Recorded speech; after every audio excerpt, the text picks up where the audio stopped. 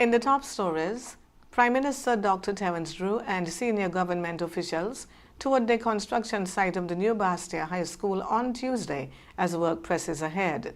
Regionally, Trinidad and Tobago has launched AI-powered digital textbooks for Form 1 students with savings of up to $1,500 per student expected.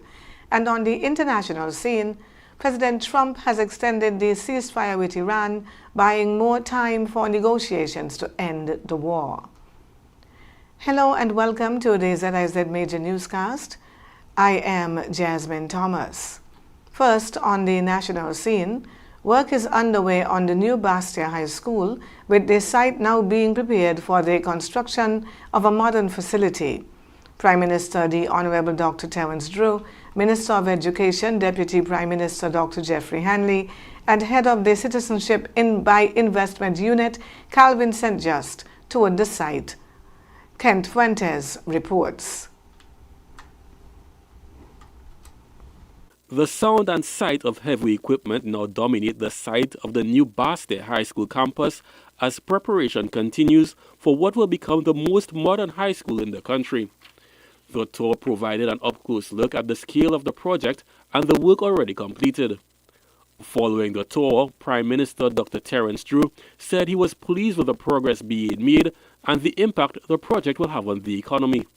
I am very pleased to see what has been happening here at the Bastia High School site. I am surprised at the amount, with respect to the amount of work that is being done. We are trying to move as expeditiously as possible to ensure that the school is ready for our students.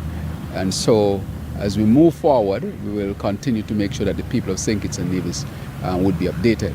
I think this is already producing local jobs and expected to produce much more local jobs. That will be an economic benefit from this program.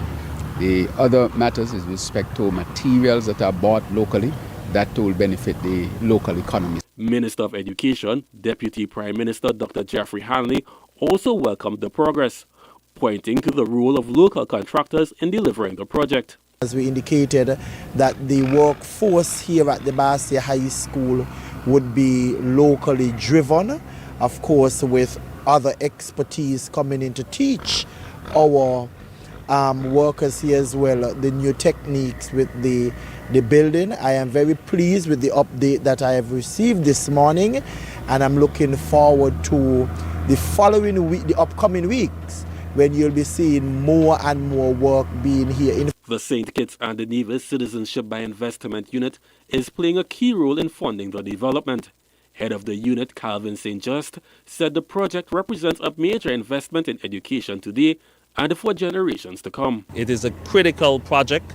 It has touched many lives and hearts. I, myself, am a product of the Bastia High, and it demonstrates that the investment that we put into not just our children at present, but the future leaders of the nations and even in global level. And so I am pleased to be part of this significant project. It falls under what we consider as a public benefit option. And truly, as you look across this area in terms of what's being done, this truly is the symbolic process of what we call public benefit option, because it will benefit the entire public. When completed, the new Bastia High School will feature a 150,000 square foot campus and will accommodate up to 1,200 students. The campus will also include 32 smart classrooms, specialized STEM labs, and the sport facilities built to international standards.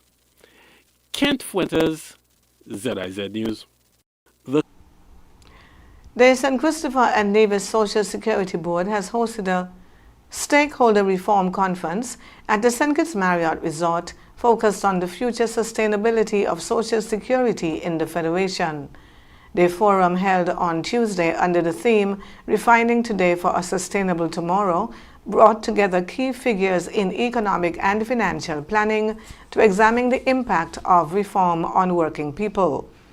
Presentations were delivered by Prime Minister the Honorable Dr. Terence Drew, who has ministerial responsibility for Social Security, Eastern Caribbean Central Bank Governor Timothy Antoine, and Actuary of the Fund, Derek Osborne.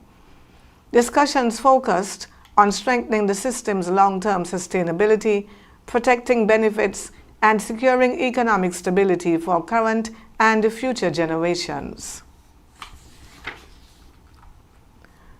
Personnel from the St. Kitts and Nevis Defence Force, the Royal St. Christopher and Nevis Police Force, and the Customs and Excise Department have completed a week-long weapons and ammunition management training program at Camp Springfield.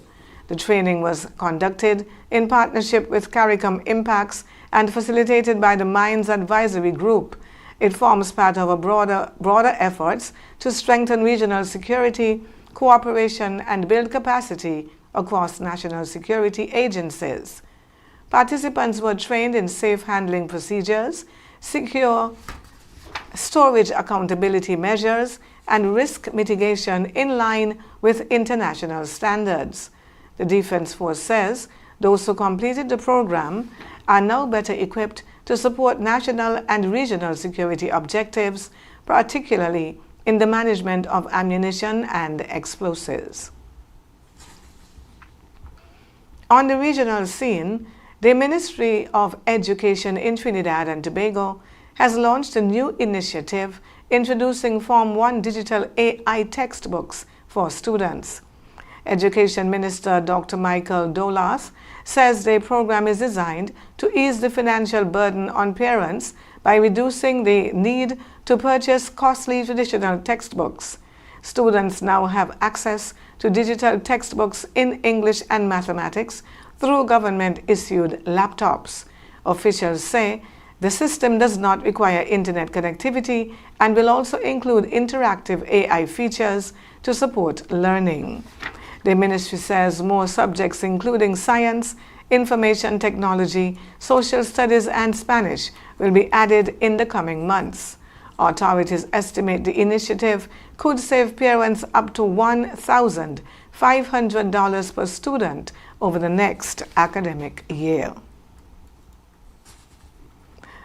The climate experts are warning that the Caribbean should prepare for hotter and drier conditions as a developing El Niño event takes shape. The Caribbean Institute of Meteorology and Hydrology says the pattern is expected to bring reduced rainfall, higher temperatures, and increased humid heat across the region.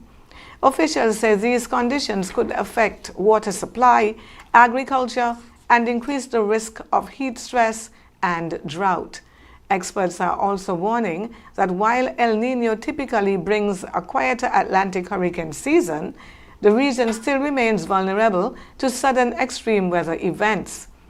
Authorities are urging governments and stakeholders to strengthen preparedness and monitoring as the season progresses. On the international scene, United States President Donald Trump has extended the ceasefire with Iran, delaying a possible escalation of the conflict.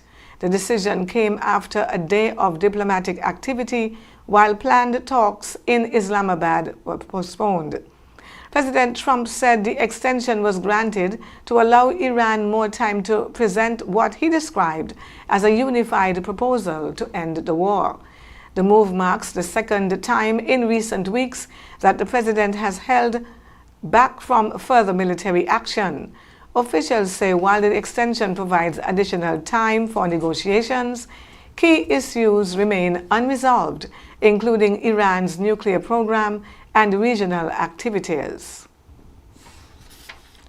And Iran's Revolutionary Guard Corps says it has seized 2 vessels in the Strait of Hormuz and transferred them to Iranian waters.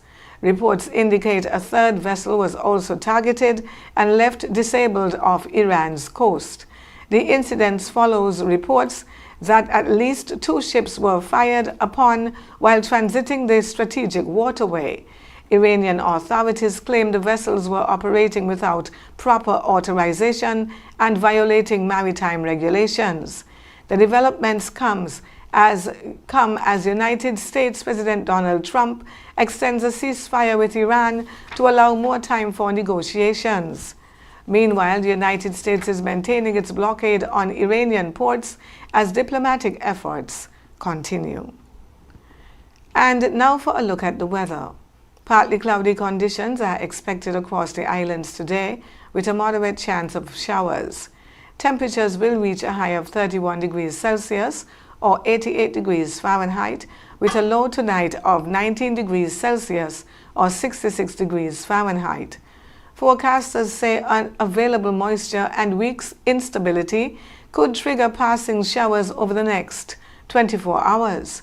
Today will be partly cloudy with a 60% chance of showers. Tonight will remain partly cloudy, also with a 60% chance of showers. Winds will be from the east-northeast at 6 to 22 kilometers per hour or 3 to 14 miles per hour. Seas will range between 1 and 1.5 meters or 3 to 5 feet.